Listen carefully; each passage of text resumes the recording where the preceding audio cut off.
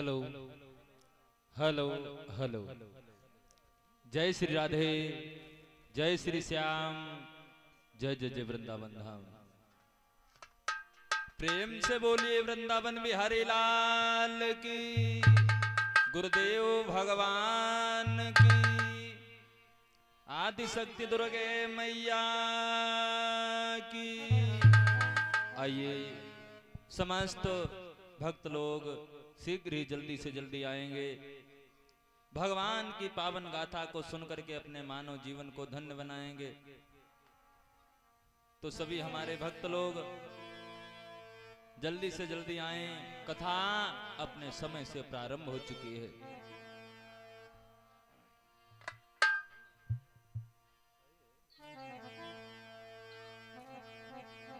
प्रेम से बोलिए कृष्ण कन्हैया लाल की, राधे रानी सरकार की।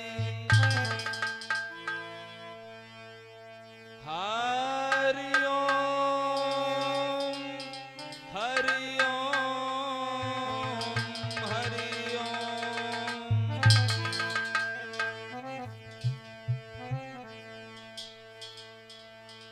ओम गुरुर्ब्रह्मा गुरुर्विष्णु गुरुर्देवो महेश्वराय, गुरु साक्षात परब्रह्म तस्मै श्री गुरुवे नमः। ओम खंडमंडलाकारं व्यातमेन चराचरं तत्पदं दरिष्टं वैन तस्मै श्री गुरुवे नमः।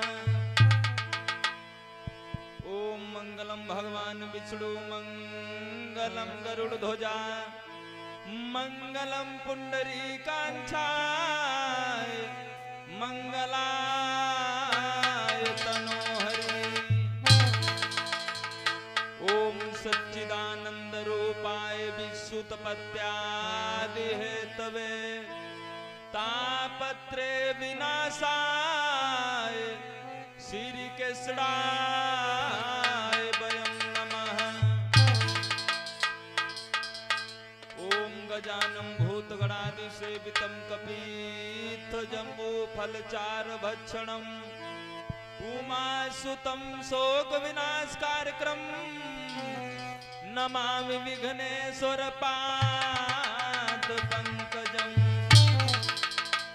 तो मैया मेरी सरस्वती एति करो हृदय में वास, रक्षा मेरी कीजिए माँ तेरे तेरो दास।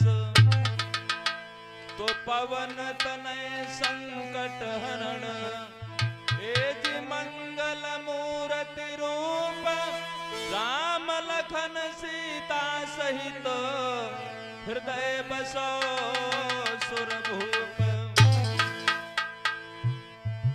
ए जियावनी आवनी कही गए आए नाचित चोर, राह निहारती मैं रही आए नमाखन चोर। तो गजब की बांसुरी बजती थी वृंदावन बसैया की, करूं तारीफ मुरली की या मुरलीधर कन्हैया की। आइए एक बार सभी हमारे भक्त लोग, माताएं बहनें भैया लोग मीठी मीठी तालियों के साथ मन और वाणी को पवित्र करते हुए हमारे व्यास आसन पर विराजमान ठाकुर जी महाराज 33 कोट देवी देवताओं को नमन वंदन करते हुए एक बार भोलेनाथ के चरणों में छोटा सा पद बोलेंगे। उसके बाद में आगे की बहुत ही सुंदर भगवान की पावन गाथा को सुनेंगे। कहना है क्या भैया कि सदा शिवा भोले बाबा, कि सदा शिवा भोले बाबा और तुमको मनावे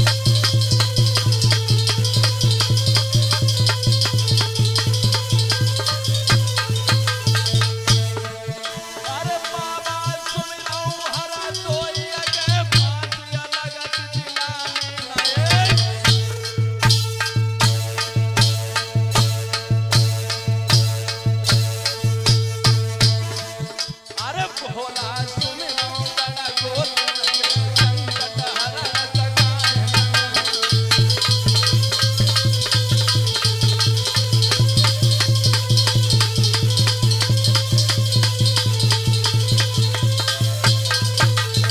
अरे हे हनुमंता वीर लंका नगरिया बनता देव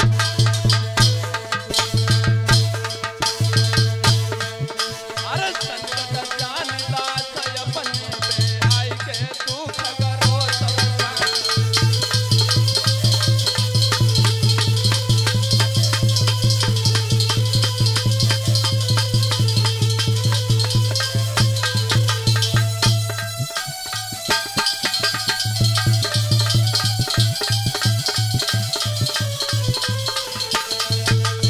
अरे ललिता मैया नील सार के मैया रख ले अरे पुरबिया मुँह की कटी खिलकिया समूहे उदक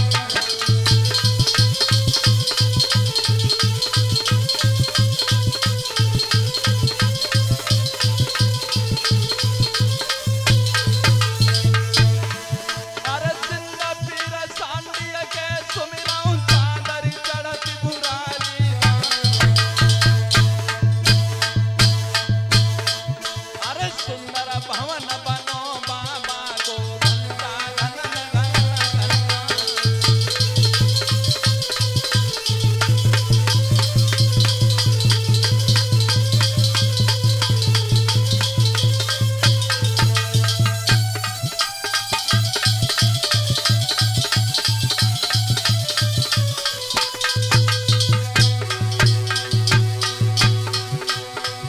अरे देवी संकटा सहाबाद की सहरा माऊ की जाली बागमा अरे बड़ो सहारो मैया से ओ मेरी सभा विराज होया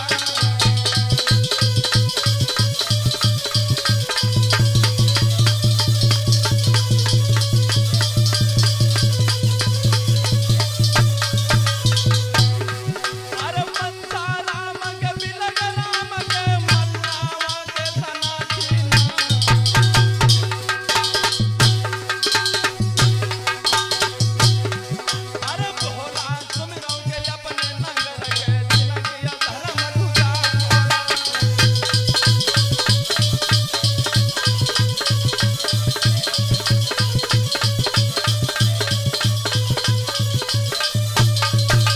अरे जितने देवता यही मंडल के कई संगा विराज होया अरे जल्दी आई जाओ यार सभा में सबको रहोया काश बुला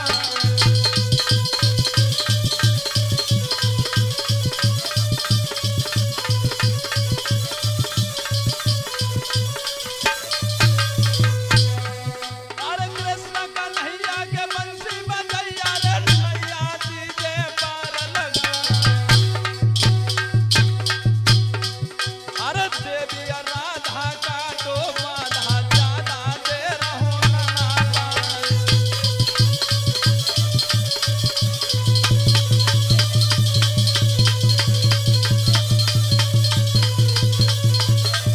हाँ माता मैंने तेरे ही बल पे कि मैया तेरे ही बल पे नवका भंवर में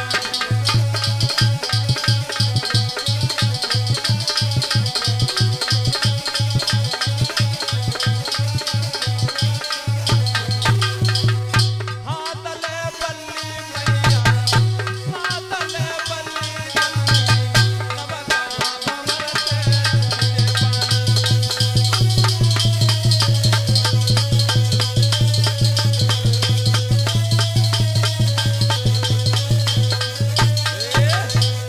प्रेम से बोलिए गुरुदेव भगवान की राधे रानी सरकार की आदि शक्ति दुर्गे मैया की। आइए समस्त पंडाल में उपस्थित हमारे कर्ण भीष्म पितामह जैसे दादा बुजुर्ग लोग, सती अनसुईया जैसी हमारी माताएं व बहनें, नन्हे मुन्ने प्यार करने के बच्चे, सभी से जय श्री राधे जय श्री श्याम कहते हुए बहुत ही सुंदर आगे भगवान की पावन गाथा को सुनेंगे। और 21 मुद्राओं का दान हमारे शोभित पाल भैया की मम्मी की ओर से दान हो रहा है और साथ में फल दान हो रहे हैं। और 51 मुद्राओं का दान हमारे शिवापाल भैया की मम्मी की ओर से दान हो रहे हैं। बहुत बहुत धन्यवाद है। माँ भगवती कल्याण करती रहे। प्रेम से बोलिए दुर्गे मैया की, कृष्ण कन्हैया लाल की। आइए आगे बहुत ही सुंदर भगवान की पावन गाथा को सुनेंगे। और ये हमारे सोनपाल भैया ऑटो वाले भाई सादर 21 मुद्राओं का दान कर रहे हैं। बहुत बहुत धन्यवाद है। देखिए अभी कुछ ही देर पहले हमारे मनीष भैया के द्वारा भाई बहुत ही सुंदर भगवान की पावन गाथा हो रही थी। बड़ा ही आनंद आ रहा था। कौन कथा हो रही थी? महाराज परीक्षित, हाँ महाराज सरियाद की कथा हो रही थी, जिनकी पुत्री का नाम है सुकन्या। बहुत ही सुंदर कथा हो रही थी। आइए देखिए दिन की वेला में बहुत ही सुंदर भगवान की पावन गाथा हुई थी कि किस प्रकार से महाराज परीक्षित का जन्म हुआ और उसके बाद में किस प्रकार से महाराज परीक्षित को श्राप लगा। श्राप लगने के बाद में मेरे भागवत प्रेमियों इधर महाराज परीक्षित बड़े ही प्रेम भाव के साथ में भगवान की कथा को सुनने लगे हैं। कथा को सुनने लगे हैं तो श्री सुखदेव जी कहने लगे हैं, सुनो राजा परीक्षित, अब हम जितनी तुम्हें भगवान की गाथाओं को श्रवण कराएंगे बड़े ही प्रेम भाव के साथ में ध्यान को लगा करके तुमको सुनना है, तभी तुम्हारा उद्धार हो जाएगा, कल्याण हो जाएगा। महाराज परीक्षित बड़े ही प्रेम भाव के साथ में नियम के द्वारा मेरे भैया कथा को श्रवण करने लगे हैं। कथा को सुनने के बाद में जाते हैं तो बड़े ही आनंद के साथ में मेरे भागवत प्रेमियों जमीन पर लेट करके विश्राम को करते हैं। बड़े ही विधि विधान के द्वारा भगवान की कथा हो रही है। श्री सुखदेव जी कथा को सुना रहे हैं, महाराज परीक्षित नीचे बैठे हुए कथा को सुन रहे हैं। श्री सुखदेव जी कहने लगे, आज हम तुमको बहुत ही सुंदर भगवान की कथा को सुनाएंगे शिव पुराण के द्वारा।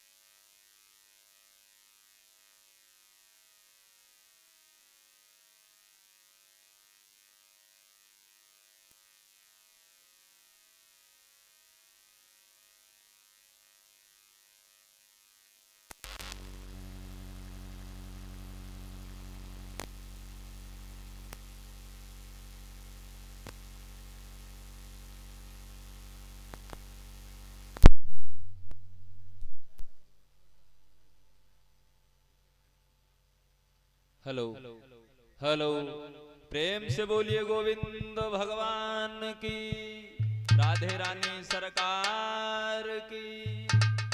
आइए भगवान की कथा को प्रारंभ करने से पहले एक बार सभी लोग बहुत ही सुंदर भगवान का पावन भजन बोलेंगे और उसके बाद में फिर बहुत ही सुंदर कथा को सुनेंगे। देखिए मेरे भागवत प्रेमियों, हम और आप लोग इस पृथ्वी पर आए हुए हो। हमको भगवान ने इतना सुंदर शरीर दिया है मनुष्य का।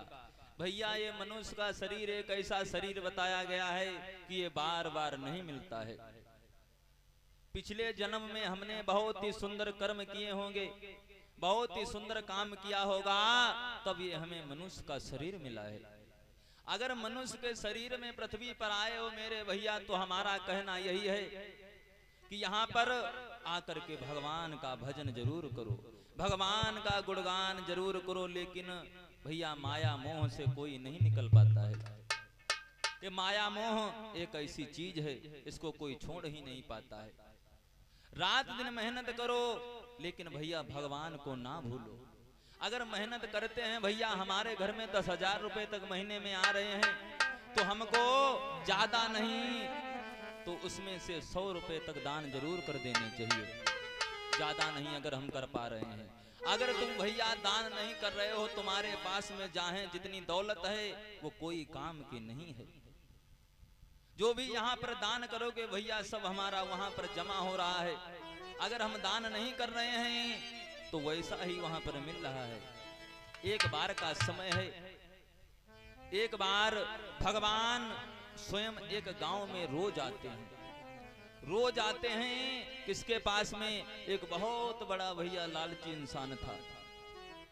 तो भगवान रोज उसके पास में आते हैं और सुबह सुबह का टाइम आकर के कहते हैं, जाओ बच्चा कुछ हमको खाने के लिए ले आओ। आए लागे बाबा तुम सवेरे सवेरे यहाँ आए जाए, अबे तो हमारा कोई काम ना है भाई, जाओ। आज भगवान को कई दिन हो गए, फिर आकर के उसी के द्वार पर पहुंचते हैं सुबह सुबह। एक दिन उसने गुस्से में क्या किया भैया, बटोर रहा है तो बकरी छेड़ने की लेड़ी परी रहा है, उठा के दे दे का ले जाओ, रोज रोज मांगते और यहाँ हमारे त्रिका धरो। भगवान ने उनको लिया मेरे भैया, और जा करके अपने वहां पर उनको जमा कर लिया। उसके बाद में जब उनकी मृत्यु हुई और मृत्यु होने के बाद में जब भगवान के पास में पहुंचे, कहने लगे प्रभु हमारा खाना पीना कहाँ है, क्या हम खाएं पिए? भगवान कहने लगे जाओ वो 14 नंबर वाला तुम्हारा कमरा है, वह खोल के देखो, तुम्हारी सभी व्यवस्थाएं रखी हैं। अब भैया का भो जैसे वही जाए के रे हुआ कमरा के रे पास वहां पहुंचे तो खोल के देखो ने कि वही मां सभी लेंडी भरी है, सभी लेंडी भरी, उनने लेंडी मुट्ठा भरी दे रहा है, वहां 2-3 ट्राली जमा हो गए।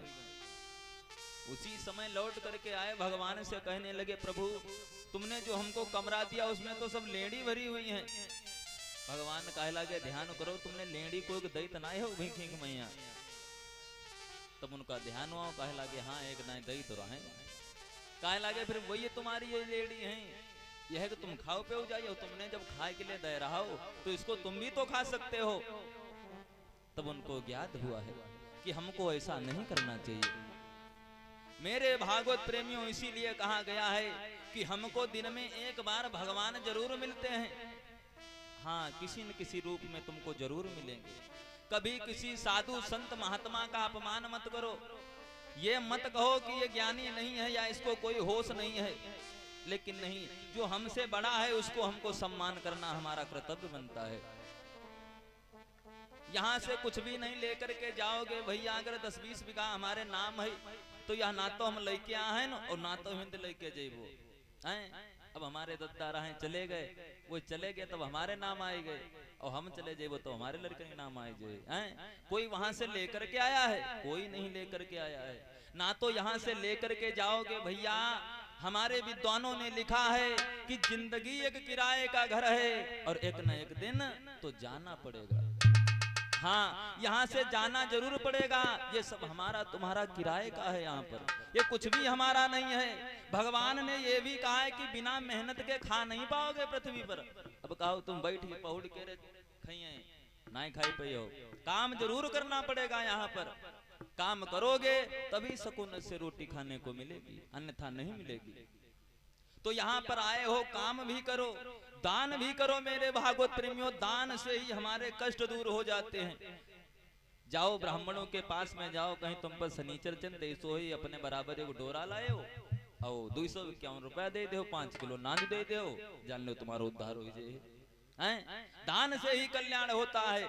तो मेरे भागवत प्रेमियों, ज्यादा कुछ नहीं। अगर कहीं पर कोई भगवान की चर्चा हो रही, भगवान का भंडारा हो रहा है, अकेले हम नहीं कर पा रहे हैं, तो उसी में जाकर के सहयोग कर दें, उसी में दान कर दें, तभी हमारा कल्याण हो जाएगा।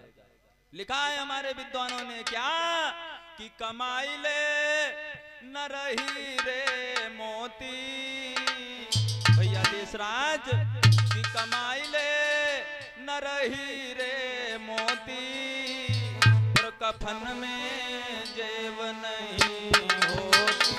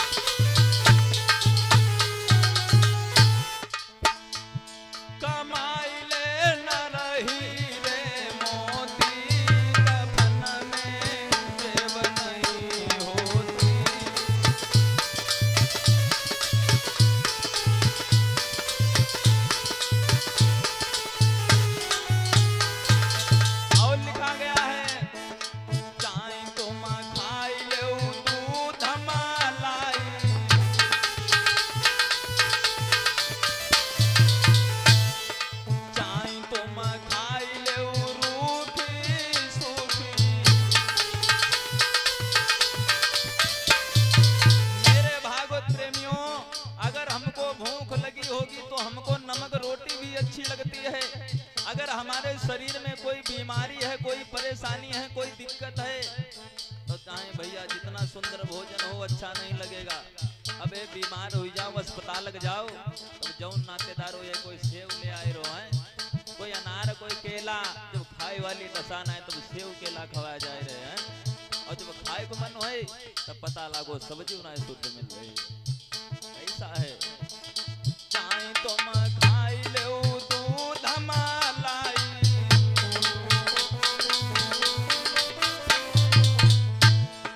चाहे तो मैं खाई ले रूखी सूखी, लेकिन भूख ये कई जैसी होती, कफन में जेब नहीं होती।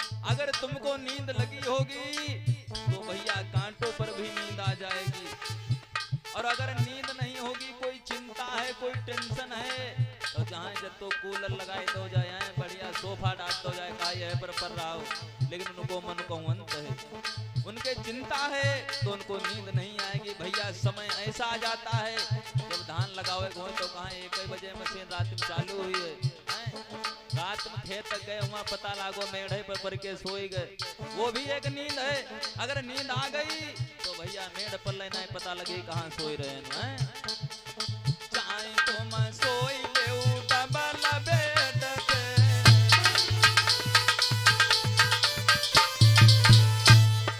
चाहे तो मैं सोई ले टूटी खाट पे, लेकिन नींद ये कई जैसी होती, कफन में जेब नहीं होती।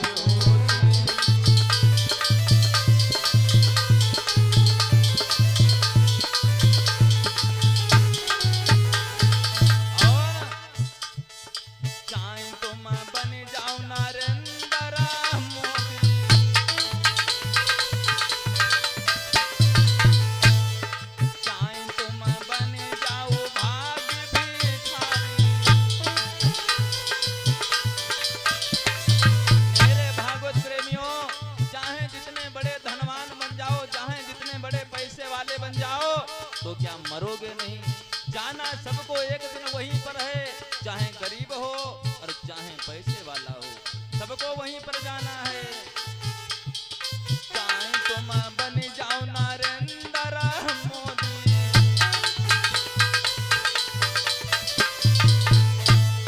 चाहे तुम बन जाओ भाग्य भिखारी,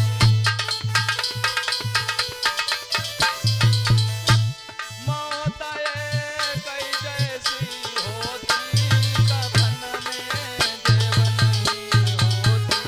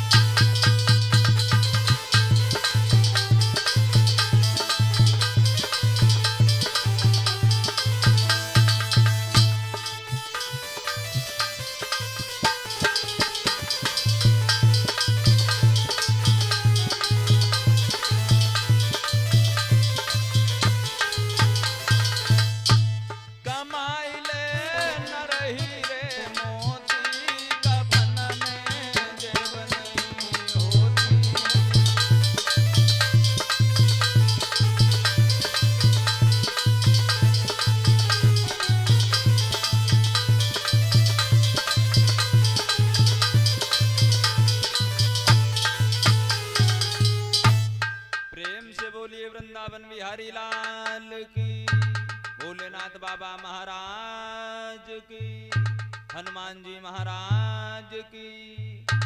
आज मेरे भैया इधर हर हर गंगा के किनारे बैठे हुए श्री सुखदेव जी राजा परीक्षित को बहुत ही सुंदर कथा को सुना रहे हैं। तीरथ नैमी शरण में बैठे हुए श्री सूत जी महाराज आज सौनक मुनि को कथा को सुना रहे हैं।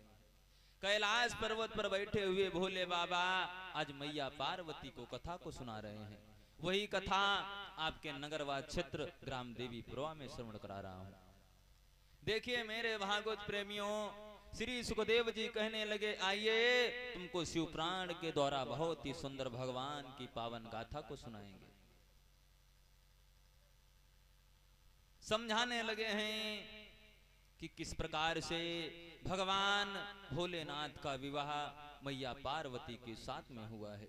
बहुत ही आनंद आएगा, बहुत ही सुंदर कथा है।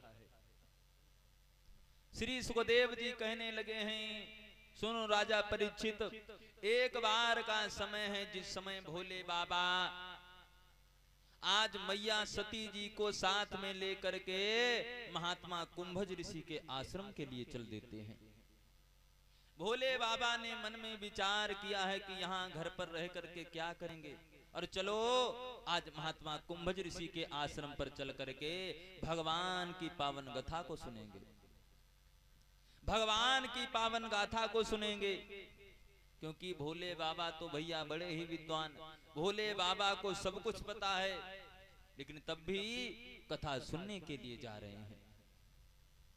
उसी समय की बात है, आज भोले बाबा ने मैया सती को साथ में लिया और जाकर के महात्मा कुंभज ऋषि के आश्रम पर पहुंचे हैं। आश्रम पर पहुंचे हैं तो इनका वहां पर बहुत स्वागत सम्मान हुआ है। बड़े ही आदर के साथ में भोजन कराया गया। वहां पर भगवान की कथा होती है, भोले बाबा बड़े ही प्रेम भाव के साथ में सुनते हैं। लेकिन भैया भोले बाबा को तो बहुत अच्छा लगता है, लेकिन सती को बहुत गुस्सा आती है।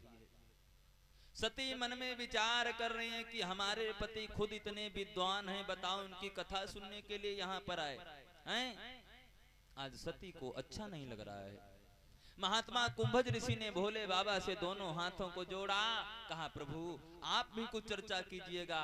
भोले बाबा कहने लगे, नहीं, मैं आप लोगों की सुनने के लिए आया हूं।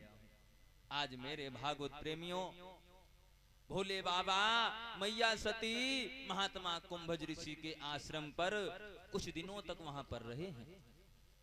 वहां पर रहे हैं, उसके बाद में वहां से चलने के लिए तैयार हो गए। महात्मा कुंभज ऋषि कहने लगे 1-2 दिन और रुक जाते।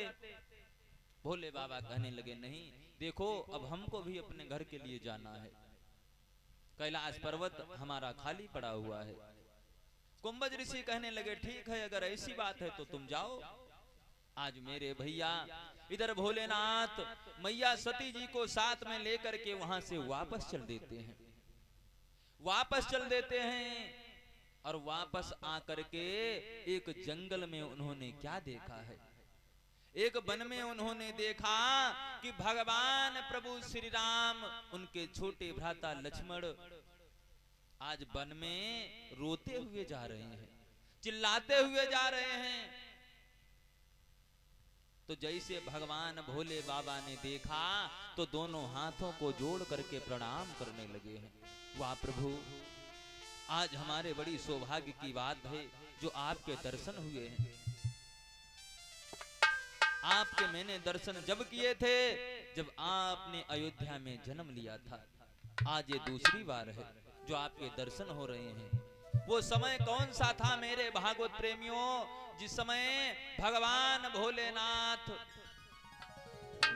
ने भगवान प्रभु श्री राम को देखा था।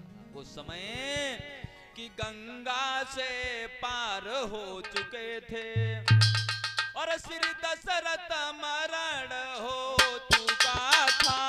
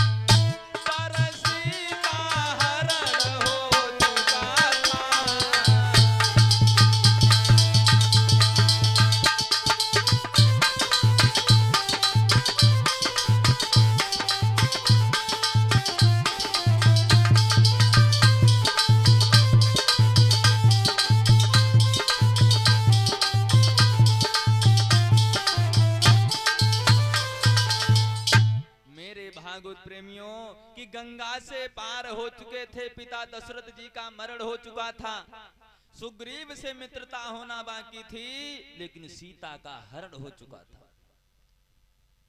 उसी समय भगवान भोलेनाथ समझा करके कहने लगे हैं, सुनो सती, इनकी सीता का हरण हो चुका है, लंका का रावण लेकर के चला गया है, ये अपनी सीता के विरह में व्याकुल हैं, इसीलिए ये रो रहे हैं।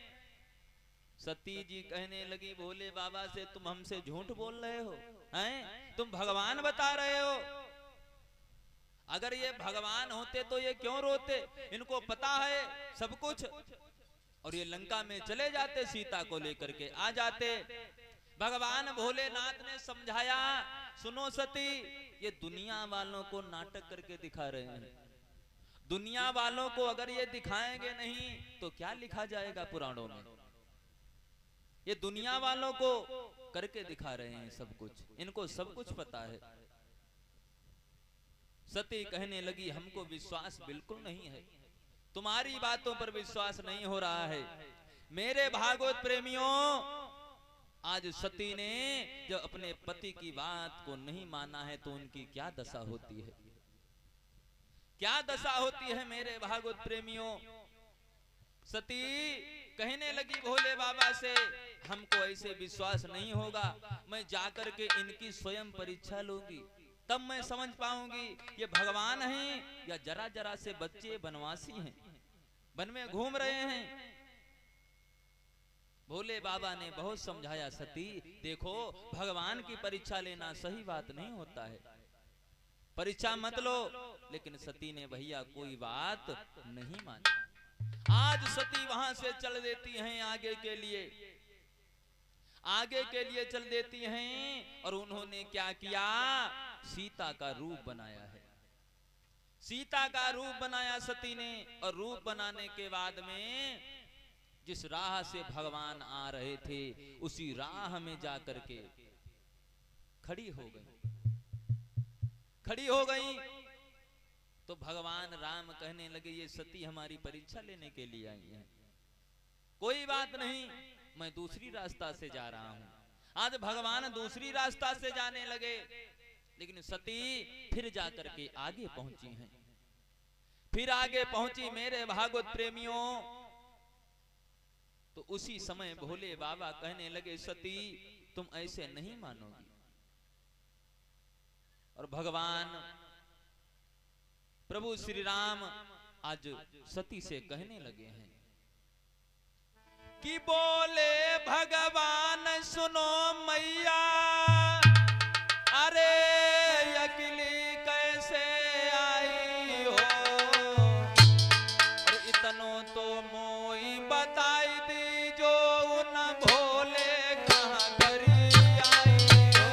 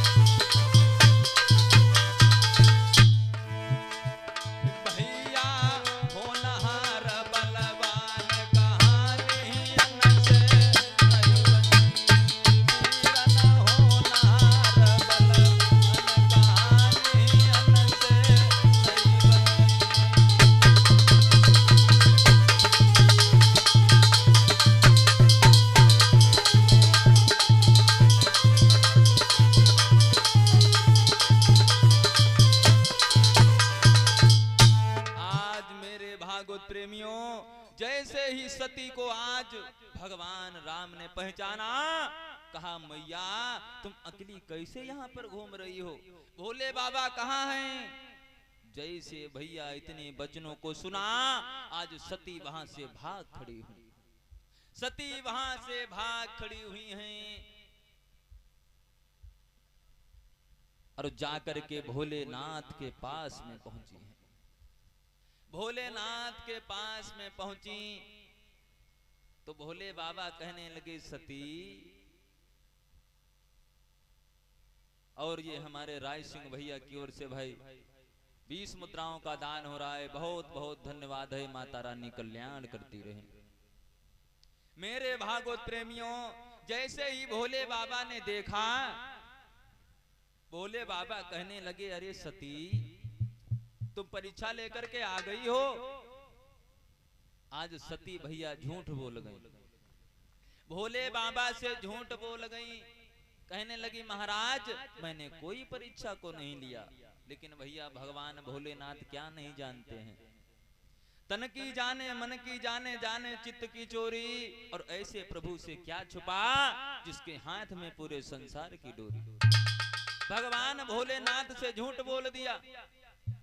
भगवान भोलेनाथ कहने लगे, सती मैं सब कुछ जानता हूं, हमें सब कुछ पता है।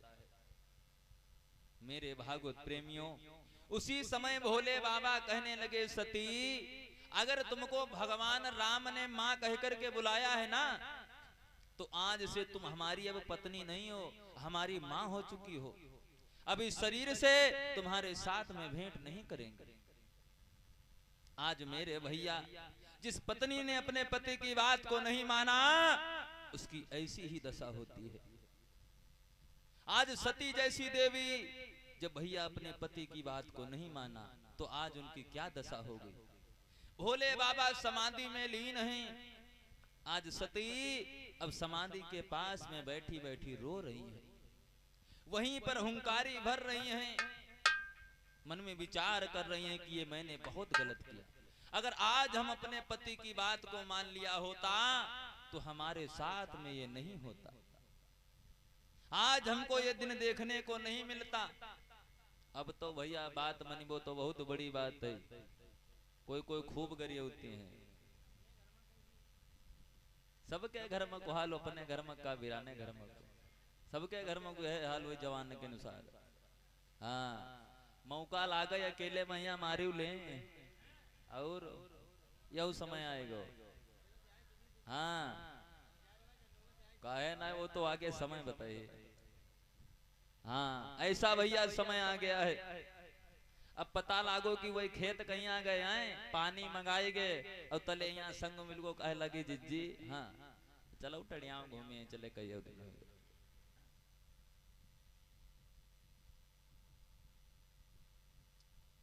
और हमारे मनमोहन पाल भैया की मम्मी की ओर से सादर 21 मुद्राओं का दान हो रहा है भाई, बहुत बहुत धन्यवाद है।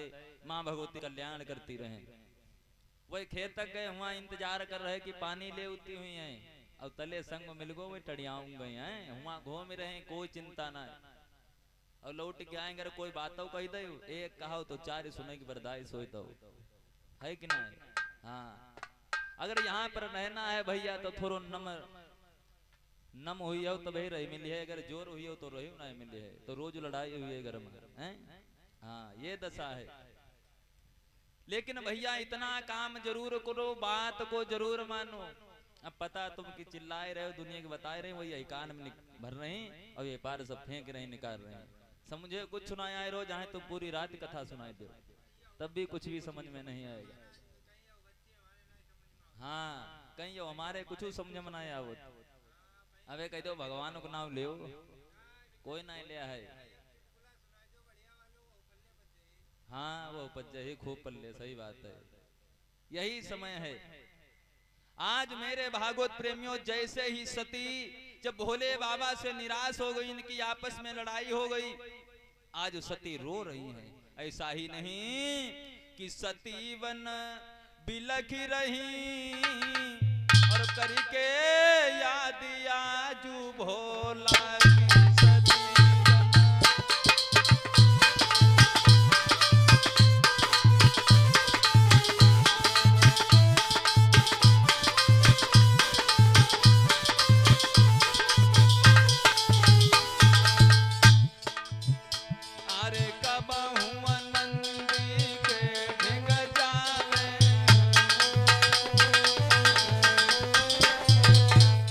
और जाई के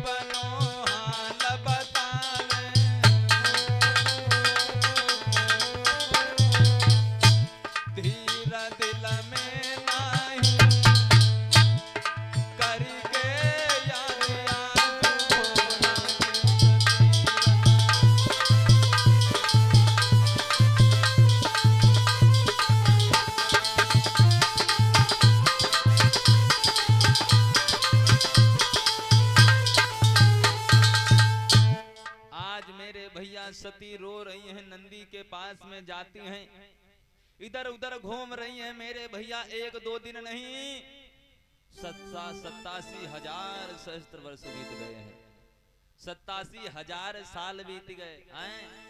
अब तो पता लागो भैया 2 दिन लड़ाई हो तो तीसरे दिन तो बोला चाली हुई जाए। 87 साल, अब तो 1 साल ना कोई लड़ाई हुई है।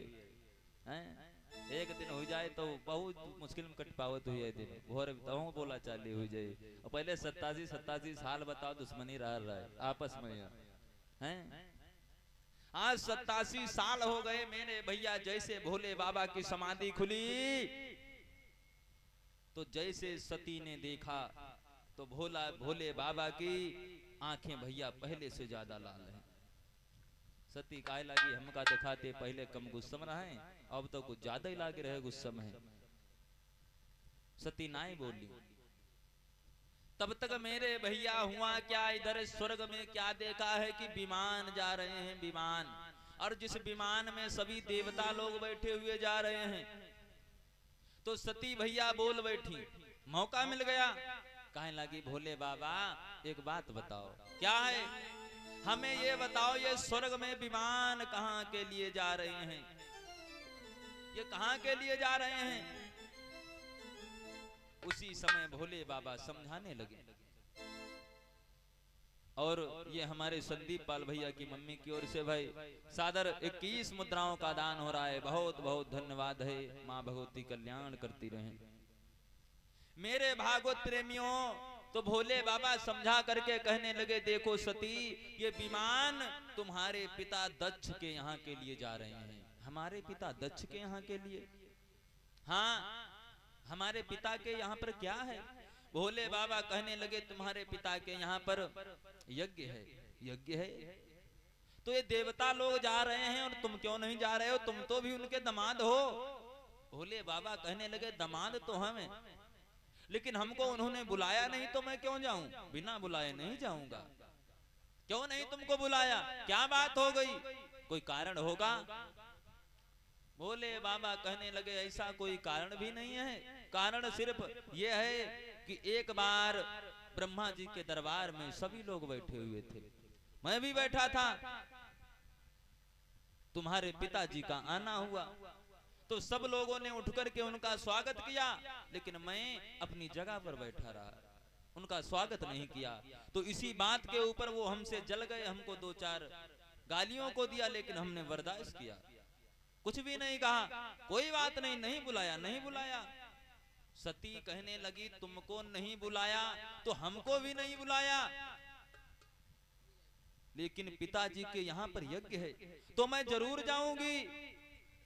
भोले बाबा कहे लागे भाई थोड़े दिन की बात है और तुमने हमारी बात को नहीं माना तो ये मुसीबत आई, और फिर तुम हमारी बात को नहीं मान रही हो। सती कहने लगी नहीं, अगर पिता या भाई के यहाँ पर कोई शुभ काम है, कोई कार्य है, तो हमको बिना निमंत्रण जाना चाहिए। भोले बाबा कहने लगे अगर बिना निमंत्रण जाओगी तो वहां पर तुम्हारा स्वागत सम्मान नहीं होगा। फिर जिद कर दी, फिर सती ने जिद की कि मैं जरूर जाऊंगी। भोले बाबा कहे लगे ठीक, पहले तुम अत्ते दिन भुगत रहे हो, अब की और भुगती हो, जाओ भाई, नहीं मान रहे हो हमारी बात।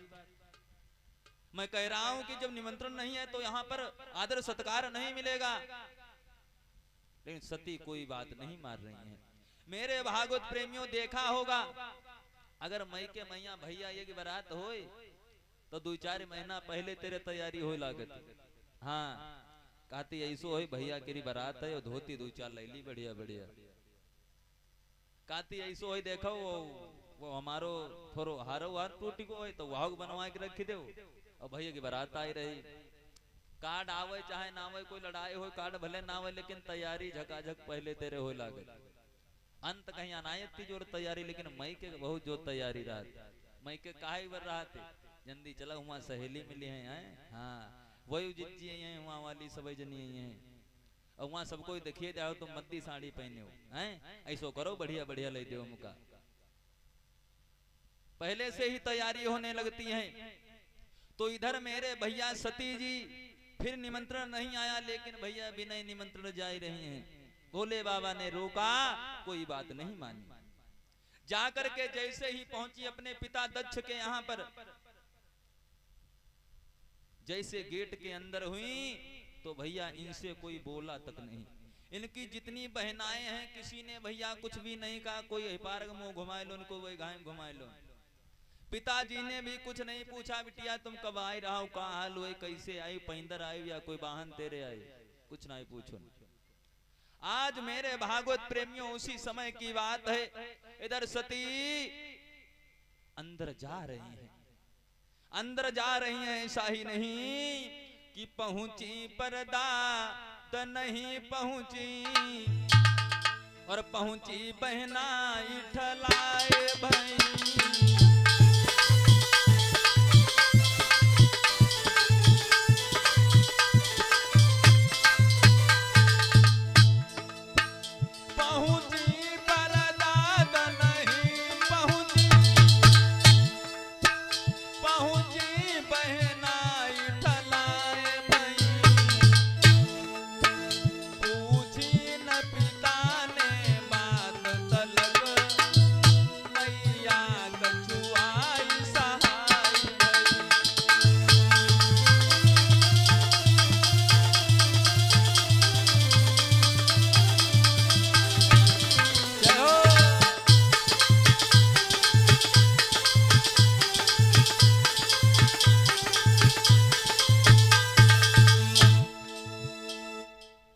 भागवत प्रेमियों जैसे ही अंदर पहुंची तो भैया खाली इनकी मैया थोरो आए, कह लगी बिटिया का अकेले आए। हाँ मैया मैं अकेले आई। आज सती अंदर पहुंची जहां पर भैया यज्ञशाला बना हुआ है, यज्ञ होने की तैयारी हो रही है। वहां पर देखा कि सबका हिस्सा बना हुआ है, सबका स्थान दिया है, यहाँ पर ये देवता, यहाँ पर ये देवता। लेकिन भैया भोले बाबा का कहीं प्रणाम ही नहीं। जब सती ने आज ऐसी दशा को देखा तो मन में विचार करने लगी, अब मैं यहाँ से जिंदा वापस घर के लिए नहीं जाऊंगी। लेकिन भैया एक बात और भी है, पत्नियां हर चीज बर्दाश्त कर सकती हैं, लेकिन अपने पति का अपमान बर्दाश्त नहीं कर सकती हैं। कहीं पर अगर बातें होती हों तो बड़ाई करें, कहीं सोई, हाँ कमाते खूब बढ़िया भाई, पैसा ऐसा खूब कमाते हैं, हाँ कोई कमी नहीं रखते, बड़ाई जरूर करेंगी। आज सती ने जब अपने भोले बाबा का अपमान देखा मेरे भागवत प्रेमियों, आज सती रोने लगी है, रोने लगी, मन में विचार करने लगी कि अगर मैं यहाँ से जिंदा जाऊंगी तो अब की भोले बाबा हमका छोड़ी वो नहीं करिए। आज सती ने विचार किया कि मैं इसी यज्ञ में कूद करके अपने प्राणों को दे दूंगी। मेरे भागवत प्रेमियों उसी समय सती ने क्या किया, अरे ले भोला को अरे ना मने, और सती यज्ञ में कूदी।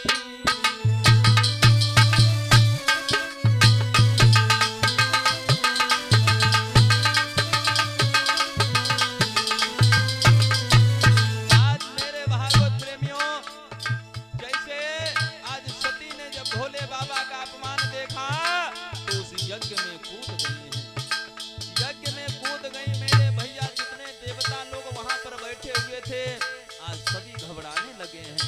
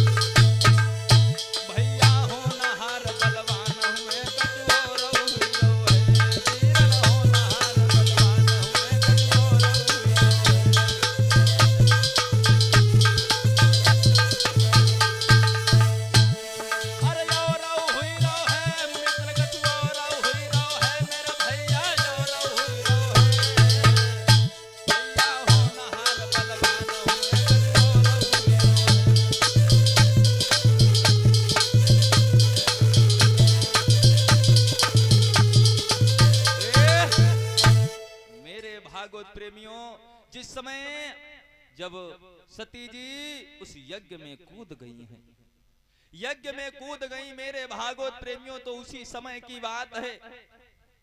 आज जितने देवता लोग बैठे भैया वहां से सब भाग गए हैं।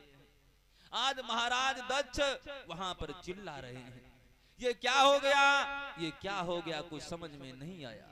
आज सब भैया वहां पर चिल्ला रहे हैं। इधर भोले बाबा को सूचना मिली कि तुम्हारी सती यज्ञ में कूद करके भस्म हो गई। जब भोले बाबा ने सुना तो भैया रोने लगे हैं, रोने लगे, मन में विचार करने लगे, ये क्या हुआ, ये क्या हुआ। आज उसी समय भोले बाबा ने क्या किया, रो करके अरे खोली जटा धरनी परम,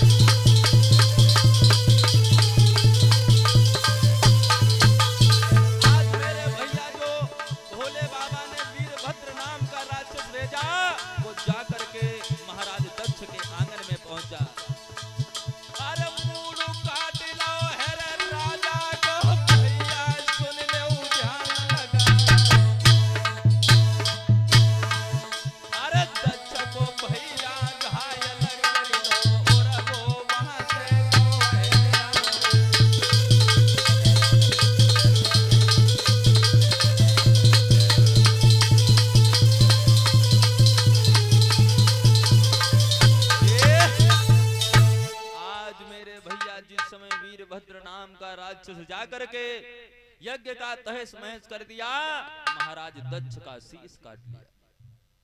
महाराज दक्ष का जब शीश काट लिया तो उसी समय महाराज दक्ष की पत्नी आकर के भोले बाबा के पास में पहुंची, दोनों हाथों को जोड़ करके कहा, प्रभु ये तुमने क्या किया, ये हमारी गलती नहीं थी कि सती को हमने यज्ञ में ढकेल दिया है, वो अपनी मर्जी से यज्ञ में कूद गई। ऐसा करो, आप हमको विधवा मत बनाओ, हमारे पति को जिंदा कर दो। तो भोले बाबा ने महाराज दक्ष को पुनः जीवन दान दिया है, पुनः जीवन दान दिया है। श्री सुखदेव जी कहने लगे, सुनो राजा परीक्षित, इधर सती यज्ञ में कूद करके भस्म हो गई, दूसरे जन्म में जाकर के महाराज हिमांचल के आंगन में भैया मैना के गर्भ से इन्होंने जन्म को लिया है। दोबारा इनका जन्म हुआ है तो महाराज हिमांचल, इनकी रानी का नाम है मैना, उन्हीं के गर्भ से जन्म को लिया है। जैसे भैया महलों में जन्म हुआ तो महाराज हिमांचल बड़े ही खुश हैं, रानी मैना भी बहुत खुश है। ब्राह्मणों को, ऋषियों को बुलाया है, देव ऋषि नारद को बुलाया है। देव ऋषि नारद आकर के पास में पहुंचे, महाराज क्या बात है, तुम तो बहुत खुश हो, क्या बात है आज। उसी समय महाराज हिमांचल कहने लगे, प्रभु तुम्हें नहीं पता है क्या हुआ है, हमारे घर में कन्या का जन्म हुआ है। कन्या का जन्म? हाँ, तो बहुत खुशी की बात है। ऐसा करो महाराज, हमारी कन्या का नाम रख दो। हमारी कन्या का क्या नाम है? उसी समय देव ऋषि नारद ने भैया आज कन्या का हाथ अपने हाथों में लिया है, हाथों में लिया, समझा करके कहने लगे, महाराज हिमांचल ये कन्या कोई साधारण कन्या नहीं है, ये कन्या एक देवी का रूप है, भवानी का रूप है। बताने लगे हैं देव ऋषि नारद कि नारद बोले हे हिमांचल, और ये कन्या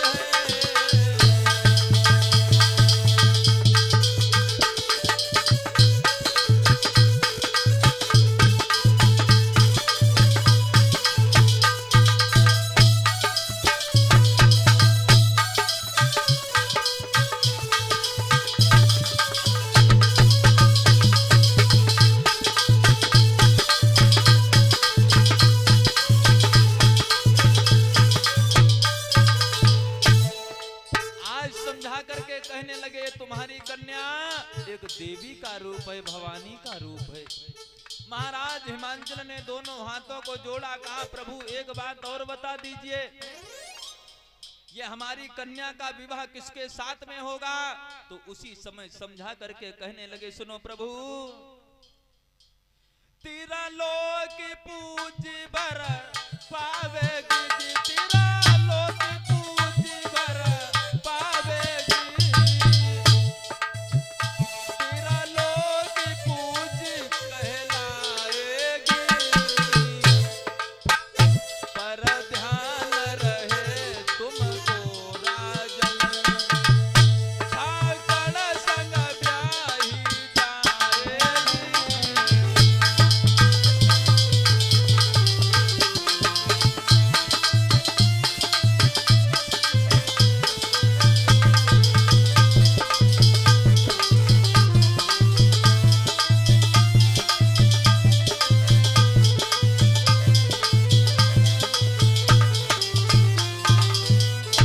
आज मेरे भागवत प्रेमियों, उसी समय देव ऋषि नारद कहने लगे, जो तुम्हारी कन्या का विवाह होगा वो भगवान भोलेनाथ के साथ में होगा।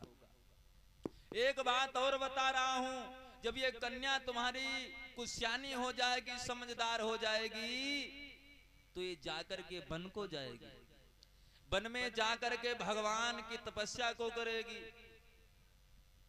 मैना कहने लगी है कि मैं अपनी कन्या का विवाह भोले बाबा के साथ में हरगिज नहीं करूंगी, उनके पास में कुछ भी नहीं है, हैं? उनके साथ में नहीं करूंगी।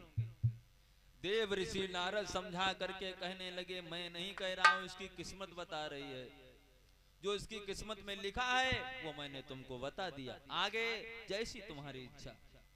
आज देव ऋषि नारद वहां से चले गए हैं।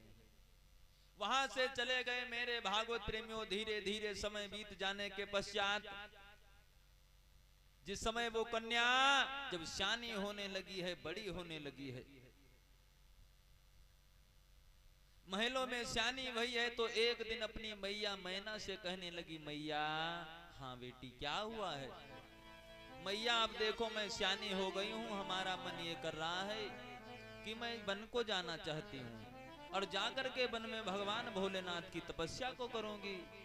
मैया कहने लगी, बेटी ये तुम क्या कह रही हो? वन में क्या करोगी? जाकर के यहीं अपने घर में पूजा कर लो। पार्वती कहने लगी, नहीं मैया नहीं, इस घर में हमारा मन नहीं करेगा, यहाँ पर शांति का माहौल नहीं है, हम वन के लिए जाऊंगी। उसी समय मैया समझा करके कहने लगी, बेटी वन को मत जाओ, तुम्हें नहीं पता है। और समझा करके मैना आज अपनी बेटी गिरजा से कहने लगी है, सुनो बिटिया कि कहीं मानो लली, अरे मत जाइयो बनी रे, कहीं मानो लली,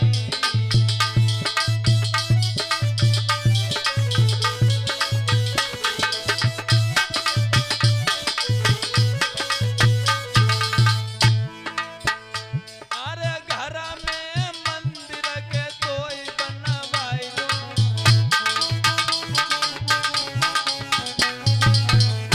अरे घर में मंदिर के तोय बनवाई दो,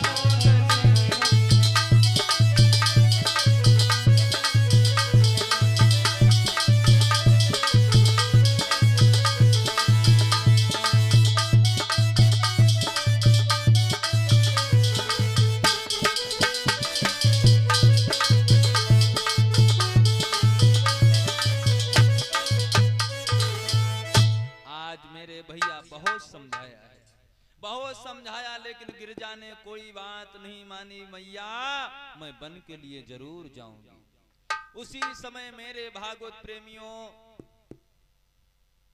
महारानी मैना ने महाराज हिमांचल को बुलवाया, कहा ये बेटी कोई बात को नहीं मान रही है, बताओ मैं क्या करूं। महाराज हिमांचल कहने लगे हैं, देव ऋषि नारद बता करके गए थे, कोई बात नहीं, अगर इसका मन है तो इसको जाने दो। आज भैया गिरजा वहां से चल देती है। कहां के लिए? वन के लिए। वन के लिए जा रही है मेरे भैया। जाकर के जैसे वन में पहुंची तो बड़े ही सुंदर आसन पर बैठ करके जंगल में आज भगवान का भजन करने लगी है। भगवान भोलेनाथ का भजन करने लगी है।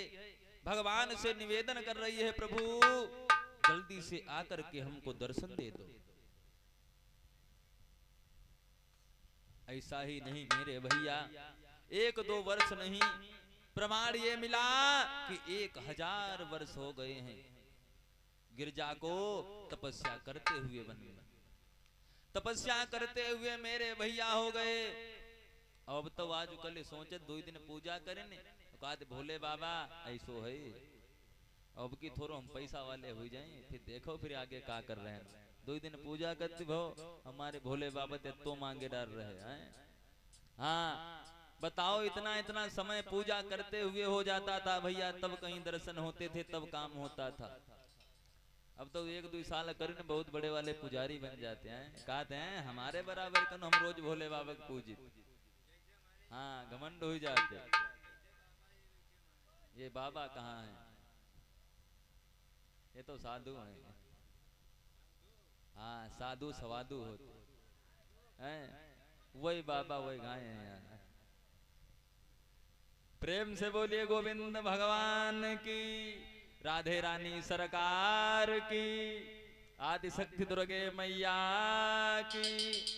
इधर मेरे भैया जैसे ही आज गिरजा भोले बाबा की तपस्या में लीन है, और तब तक भैया उसी वन में उसी रास्ता पर से सप्त ऋषि लोग आ रहे हैं।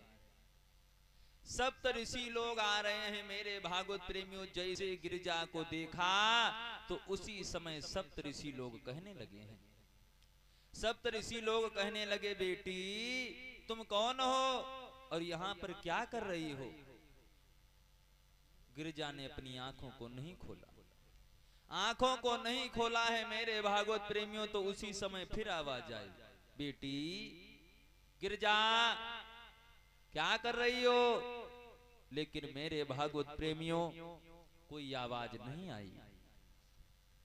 जब सप्त ऋषियों ने गिरजा को पकड़ करके हिलाया, ए बेटी क्या कर रही हो इस वन में? अगर कोई शेर चीता तुमको खा जाएगा फिर क्या करोगी? जैसे गिरजा की भैया आंखें खुली हैं, आंखें खुली तो उसी समय सप्त ऋषि लोग पूछने लगे हैं, बेटी गिरजा हाँ कि पूछा गिरजे तप ज्वाला में कोमल यंग जलाती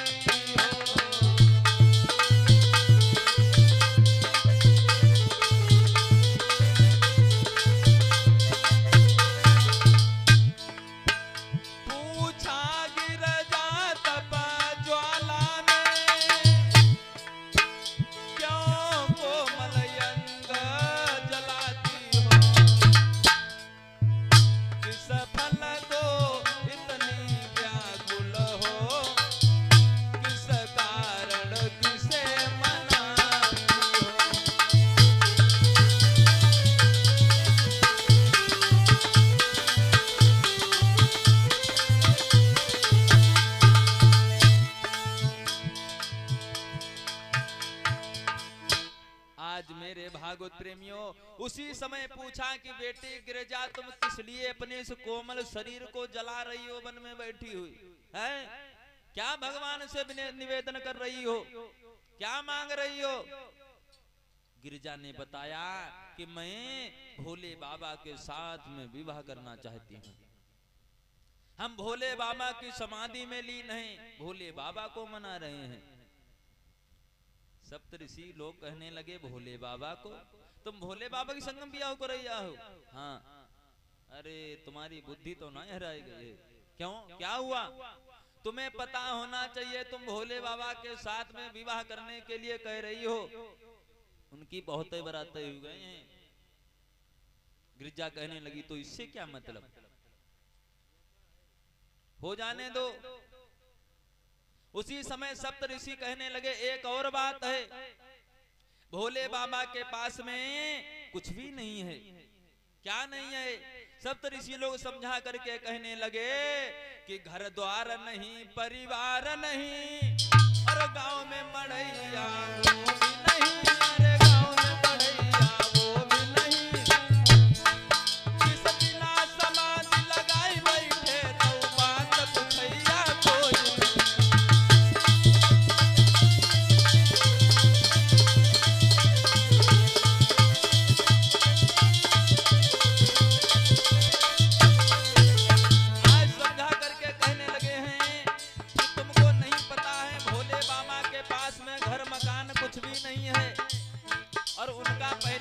सती के साथ में हुआ था तो सती तो बिलख बिलख मर गए दुखे हो, वह दासा तुम्हारी हुई है, काहे चक्कर पर समझा करके कहने लगे हैं सप्त ऋषि लोग,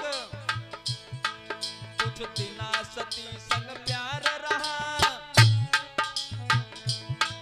कुछ दिना सती संग प्यार रहा, फिर रूठे हैं रूठ के रूठे, फिर रूठे हैं रूठ के रूठे, तरसा तरसा कर मार दिया वे बने हैं टूटे टूटे।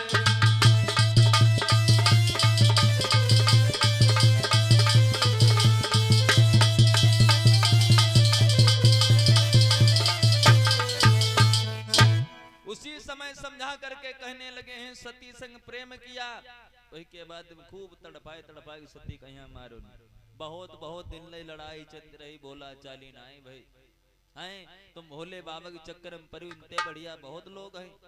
भगवान विष्णु क्षीर सिंधु में निवास कर रहे हैं, नांग की सैया पर, उनके साथ में विवाह कर लो, भगवान ब्रह्मा के साथ में कर लो। सती कहने लगी नहीं, मैं भोले बाबा के अलावा किसी के साथ में विवाह नहीं करूंगी। आज भैया जब जिद करने लगी तो उसी समय सप्त ऋषि लोग कहने लगे ठीक है कोई बात नहीं। आज सप्त ऋषि लोग वहां से आए भैया इधर, कहां? भोले बाबा के पास में। देखा कि भोले बाबा अपनी समाधि में लीन हैं, भोले बाबा आंखों को नहीं खोल रहे हैं। अब भैया सप्त ऋषि लोग मन में विचार करने लगे ये तो बड़ी दिक्कत है, बहुत बड़ी परेशानी है, बताओ इनकी समाधि में लीन है, उनकी समाधि कौन खुलवाए? सब सप्तऋषि लोग विचार कर रहे हैं। तो उसी समय की मेरे भैया बात है, एक तारक नाम के निशाचर को भेजा गया कि जाओ और जाकर के तुम भोले बाबा की समाधि को खुलवाओ, लेकिन उसने भी जाकर के कुछ भी नहीं कर पाया, गया इधर उधर घूमता रहा, कुछ भी नहीं हुआ। उसके बाद में मेरे भैया कामदेव को बुलाया गया है, विचार करने लगे कि कामदेव के अलावा भोले बाबा की समाधि कोई नहीं खुलवा पाएगा। आज कामदेव को जब आदेश दिया है तो कामदेव वहां से चल देते हैं। कामदेव ने भैया जाते ही जाते अपनी माया को फैलाया, जितने वहां पर पेड़ पौधे वृक्ष थे उनको उखाड़ उखाड़ करके कामदेव फेंकने लगे हैं, खूब बाजा बजाने लगे हैं भैया, खूब वहां पर आवाज आने लगी है। जब ज्यादा आवाज हुई है मेरे भैया तो उसी समय भोले बाबा ने अपनी समाधि को खोल दिया। जब समाधि को खोल दिया मेरे भागवत प्रेमियों सामने, आज कामदेव को भस्म कर दिया। जब कामदेव को भस्म कर दिया है मेरे भागवत प्रेमियों, कामदेव की पत्नी का नाम है रति।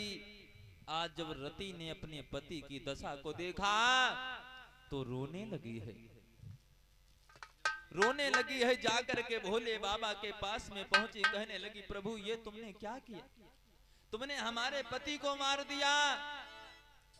आज रोई के बोली रति, और पति बिना छाई गई थी अंधियारी।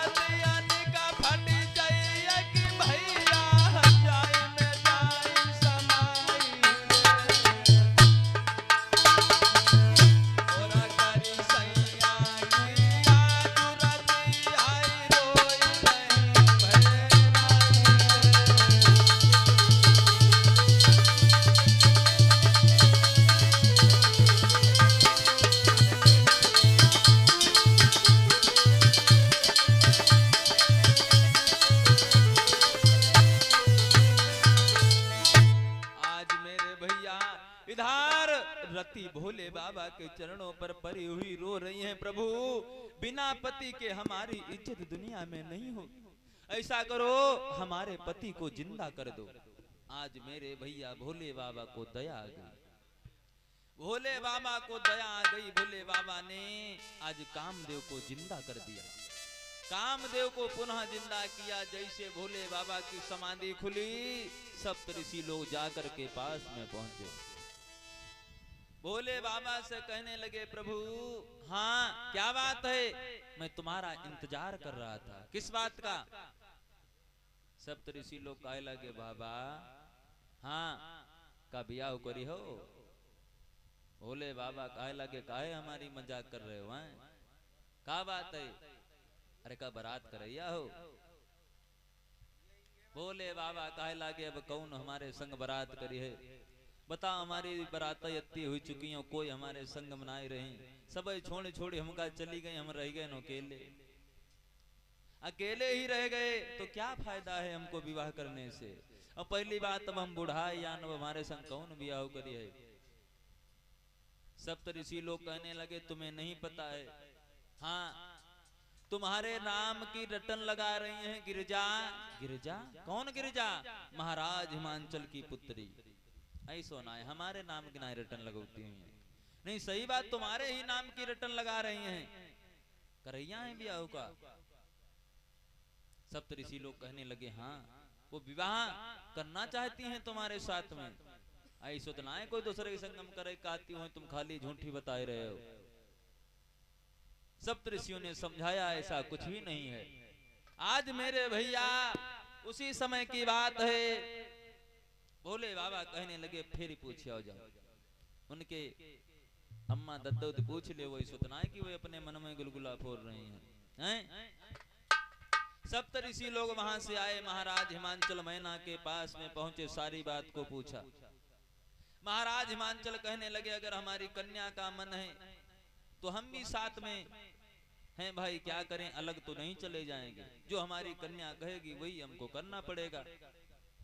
मेरे भागवत प्रेमियों, आज महाराज हिमांचल ने हाँ कर दिया।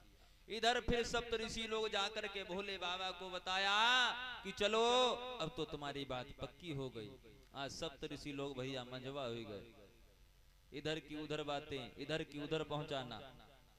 भोले बाबा कहने लगे, अब यहाँ पर दूल्हा बनने को नंबर आए रहो हैं, बारात चली है, अब यहाँ कैलाश पर्वत पर कुछ है ना व्यवस्था, कैसे का हुई पही बारात, क्या करें? बारात मोर और बांध के जाओ जाते हो, कहाँ ते है, क्या व्यवस्था होगी?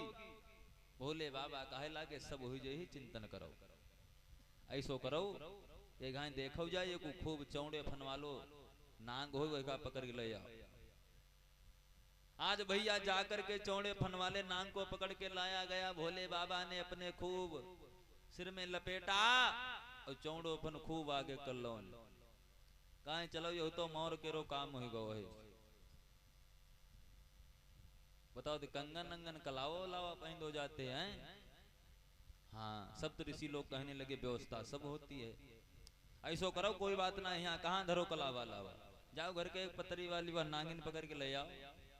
आज भैया नागिन आए, भोले बाबा ने कलाई में यहाँ लपेट लो, नागिन को कलाई में लपेटा। भोले बाबा कहे लगे, अब ठीक है, अब ठीक है। मेरे भागवत प्रेमियों, उसके बाद में भोले बाबा ने हल्दी लगवाने के लिए सोचा। विवाह में हल्दी भी लगाई जाती है, अब यहाँ कहाँ हल्दी धरी, ऐसो करो भस्म लगाए ले। आज हल्दी के बंदी मेरे भैया भस्म को लगाया और तैयार होने के बाद में तैयारी हुई है विवाह की। भोले बाबा कहे लागे, ऐसो है, देखो तनु बैंड टंड बाजा वाले ने कहीं बुलाए थे तो तनु मालूम तो है बारात रात जा रही है। तो भैया सब व्यवस्था करी गई, बैंड बाजा की व्यवस्था हुई है। कहे लागे, ऐसो थोड़े बराती ले, चलो कैसा बराती यहाँ ले वाले चलिए, कौन रखो। आज भैया सूक शनिचर भूत प्रेत सबको सूचना दी गई, सभी भाई भोले बाबा की बारात में चलेंगे, सभी लोग चलो। आज सब सूक शनिचर भूत प्रेत खूब हाँ हो करते हुए मेरे भागवत प्रेमियों सब भोले बाबा की बारात हम जा रहे। आज भोले बाबा नंदी पर सवार होकर के चल रहे हैं, तब तक ऐ पर सूग सनीचर भूत प्रेत पीछे खूब चिल्ला पौड़ी मच जाओ, यहाँ के दूसरे खींची झापड़ मारे। भोले बाबा कहे लगे कहाँ से कहाँ आएंगे तुम यहाँ परेशान कर रहे हो हैं। आज भोले बाबा नांदिया पर भैया उल्टा बैठ गए पीछे कहीं। अब भूत प्रेत आगे वाले खूब दड़बड़ काटे, खूब लड़ाई करें। भोले बाबा कहे लगे ये तो बहुत तंग कर रहे, कहाँ से कहाँ इनका बुलाए लो। आज जिस समय भोले बाबा अपनी बारात को लेकर के चल देते हैं, कहाँ के लिए? हिमांचल नगरी के लिए। ऐसा ही नहीं कि चली भई भोले की बरतिया अब हिमांचल नगरी।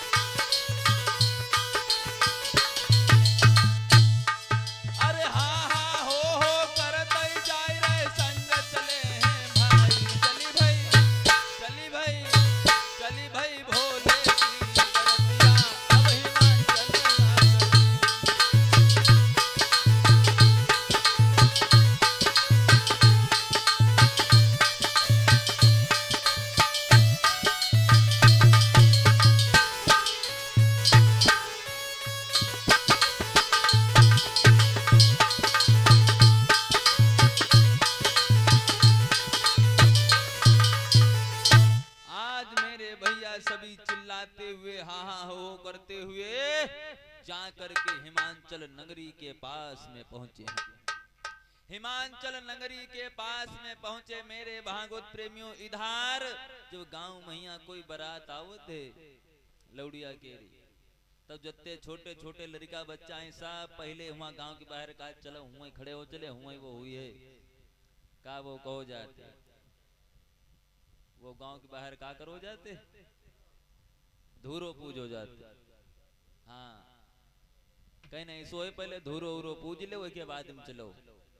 आज जैसे मेरे भैया जब धूरे पर बारात आई, धूरे पर बारात आई तो भैया छोटे छोटे लड़का बच्चा सब जाएगी पहले पहुंचे और जाएगी सबसे पहले का देखते हैं दूल्हा वाली जीप। ए देखी चले कहीं सोहे लड़का देखी चले बढ़िया है कि ना है लौड़ी तो बढ़िया है कि खराब है, सबसे पहले यह देखत जाए। तब आज भैया छोटे छोटे लड़का बच्चा जैसे जाए के देखो ने भोले बाबा कहिया जिनके भैया शरीर में सर्प लटक रहे हैं बिंदे हुए हैं। अब छोटे छोटे कमजोर दिल वाले भैया हैं, जैसे भोले बाबा को देखो ने तो उनते ही पाए कोई समय खेतन में कोई चप्पल छोड़ दे कोई कहो और रास्ता ढूंढे ना मिली भागत भागत सीधे घर में घुसिए गए जाए कहे लगे अम्मा रजाए ना है का रजाए में घुस के कहे लगे भैया का भाव कुछ तो बता का कोई संग लड़ाई हुई गई का हुई गो हैं काहे तिजोर भागे हो भाव का कहे लगे मैया कुछ पूछो पाछो ना। आज लो जिंदगी में हमने कभाऊ ऐसी बारात ना देखी जैसी आज बारात आई। क्या हुआ है बारात में? अरे मैया ना कभी ऐसा दूल्हा देखा है ना कभी ऐसी बारात को देखा। कैसा है दूल्हा? अरे मैया जिसके गले में सर्प बिंधे हुए हैं, सारे शरीर में भस्म लगी है, बड़े बड़े बाल हैं, ऐसा कोई दूल्हा होता है? देखे न जाए नहीं वो बहुत जो खपड़ी में बंधो है बहुत जहरीलो लागे थे, अगर एक फुसकार मार दे तो काम हो जाए। सब भैया घर में अपने अपने बंद करके सोए गए।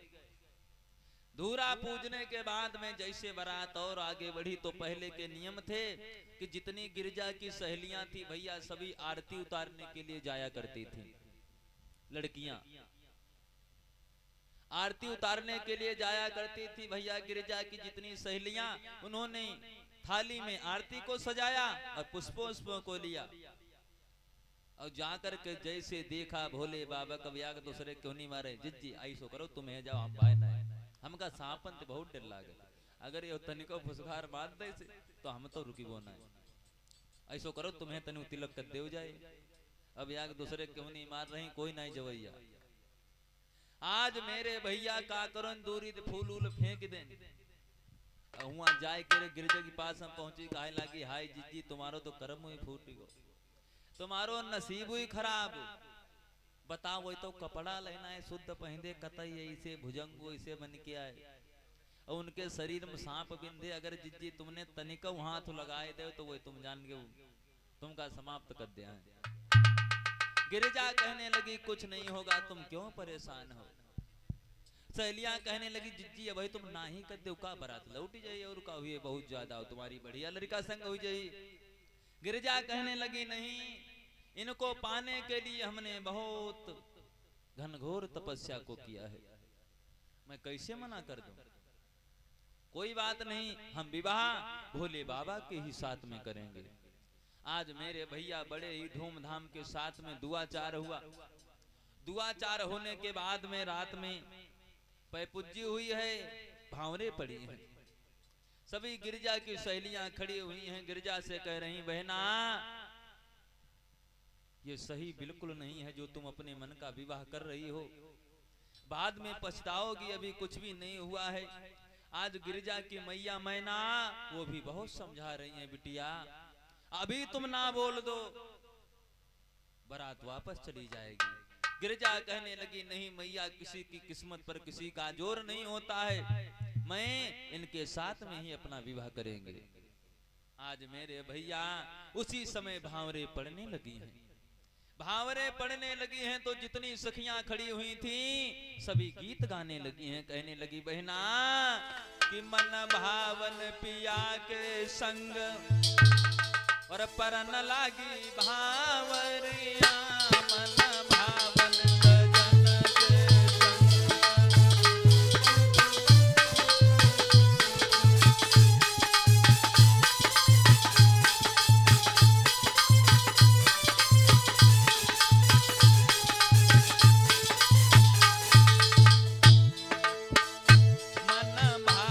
सजन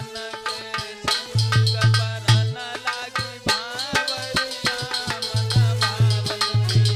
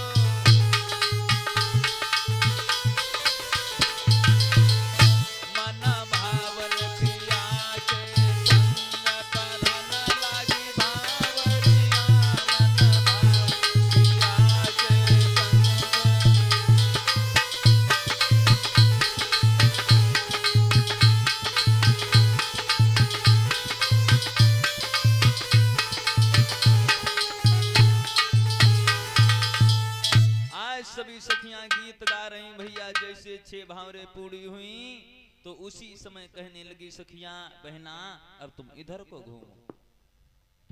जैसे भैया उल्टा घुमाया कि अब उल्टा पलटी होई और लली हुई गई साजन की, अब उल्टा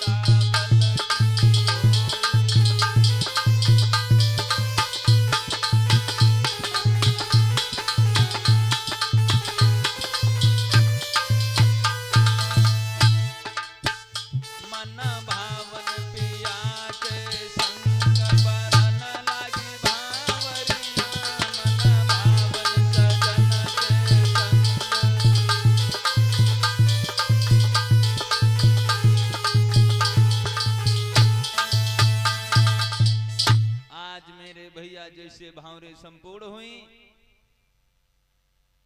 इस प्रकार से मेरे भागवत प्रेमियों भोलेनाथ का विवाह मैया पार्वती के साथ में हुआ है बड़ी धूमधाम के साथ। उसके बाद में गिरजा की विदाई हुई है। गिरजा बड़े ही प्रेम भाव के साथ में भोले बाबा के साथ कैलाश पर्वत पर रहने लगी है। प्रेम से बोलिए भोलेनाथ बाबा महाराज की, हनुमान जी महाराज की, गुरुदेव भगवान की।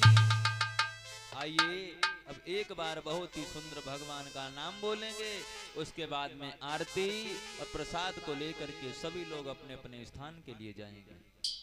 देखिए कल के लिए भाई विशेष सूचना है, कल रात्रि में बहुत ही सुंदर झांकियों का भी आनंद लेंगे सभी लोग। हाँ, कल रात्रि में कथा होगी, साथ में झांकी भी दिखाई जाएगी तो और आनंद आएगा।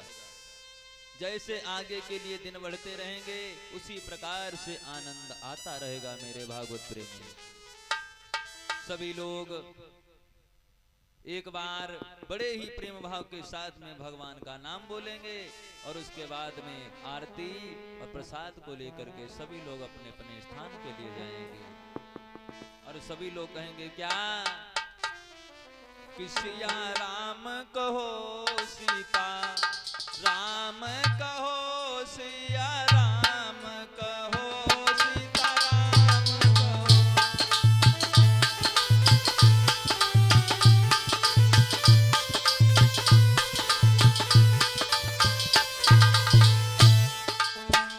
सिया राम कहो, सीता राम कहो।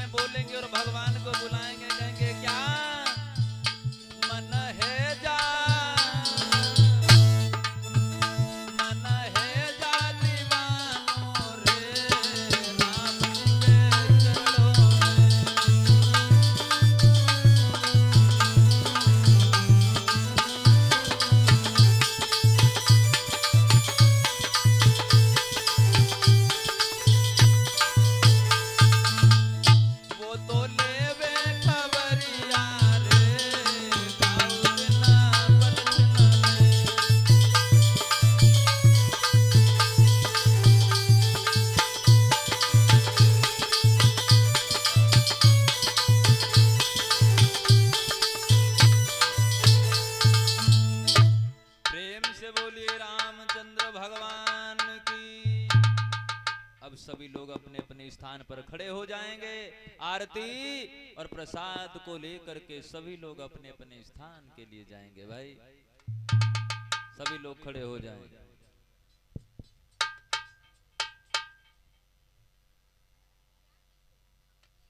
और सभी लोग नजदीक आ जाओ भाई। हाँ, भगवान के पास में सब लोग, और सभी लोग आरती को करेंगे और सभी लोग आरती को बोलेंगे भाई मीठी मीठी तालियों के साथ में। और सभी लोग कहेंगे क्या कि थाली में जगमग होई आरती और राधा रानी